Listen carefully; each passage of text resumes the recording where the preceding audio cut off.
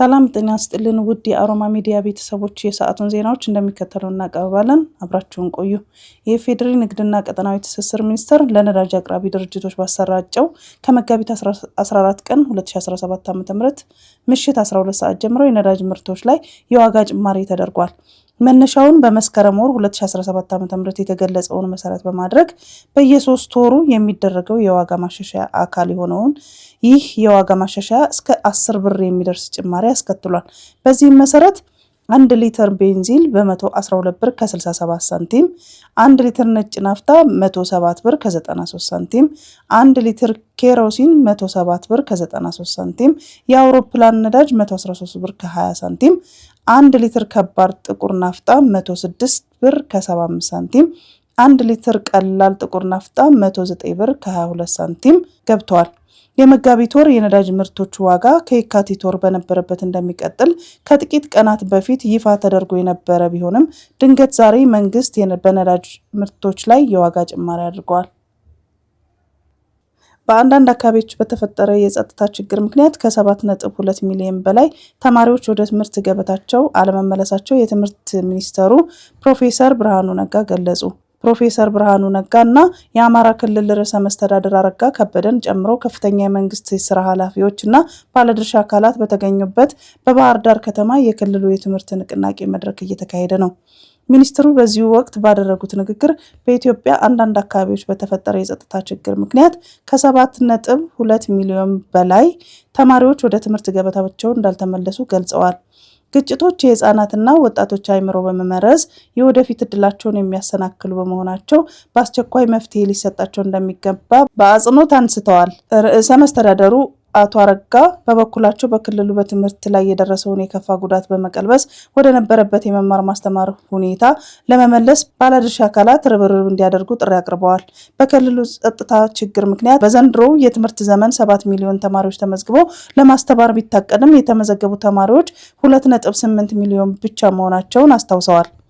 ችግሩን ለመቅረፍ በትምህርት ዘመኑ በሁለት ዙር በተደረጉ ኢመደበኛ ምዝገባዎች የተመዘገቡ 76,000 ተማሪዎች ብቻ መሆናቸውን ነው የተገለጸው።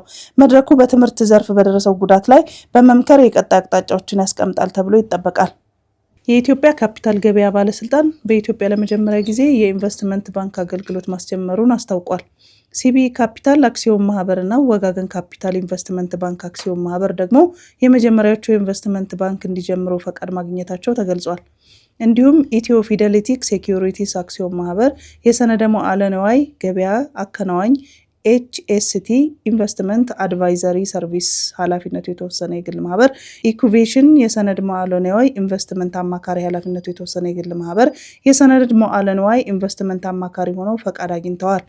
ዘርፉ በተለይ አምራች ኢንዱስትሪውን ያለበትን የፋይናንስ ችግር ለመፍታት ትልቅ አቅም ይፈጥራል ብለዋል። የካፒታል ገበያው ከአምራቾች ባሻገር መንግስት ያለበትን የበጀት ችግር ለመፍታት ትልቅ አቅም የሚፈጥር መሆኑንም አንስተዋል። በተጨማሪም የመንግስት ልማት ድርጅቶች ወደ ግል የማዘዋወር ሂደት ተመን ከማውጣት ጀምሮ የህብረተሰቡ ባለቤትነት እንዲሆን በማድረግ ረገድ ከፍተኛ አስተዋጽኦ ይኖረዋል ነው ያሉት።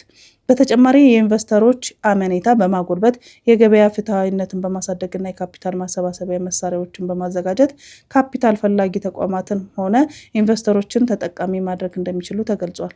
በትግራይ ደቡባዊ ዞን ማይጨው ሰኞ ዕለት ጠዋት በከተማው በሚገኘው ችፑድ ፋብሪካ ባጋጠመው የእሳት አደጋ የ3 ሰዎች ህይወት ሲያልፍ በሚሊዮን ብር የሚገመት ንብረት መውደሙ ተገለጸ። የእሳት ቃጠሎ አደጋው የተነሳው በፋብሪካው ምርት ክፍል መሆኑ ተጠቁሟል። የአደጋው መነሻ ምክንያት ገና አልታወቀም ሲል ገልጿል። ይህ መረጃ እስከተጠናቀረበት ሰዓት ድረስ የ3 ሰዎች ህይወት አልፏል። አንድም ሰው ደግሞ በሞት አፋፍ ላይ ይገኛል ተብሏል።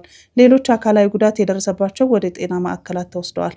የተነሳው ቃጠሎ በፋብሪካ ማሽኖች እና ህንፃ ላይ በሚሊዮን ብሮች የሚገመት ውድመት መድረሱን ነው የገለጸው። ዛሬ ረፋድ የተከሰተው የእሳት ቃጠሎ በሰው ኃይልና በማሽነሪ ተደግፈው በቁጥጥር ስር ውለዋል።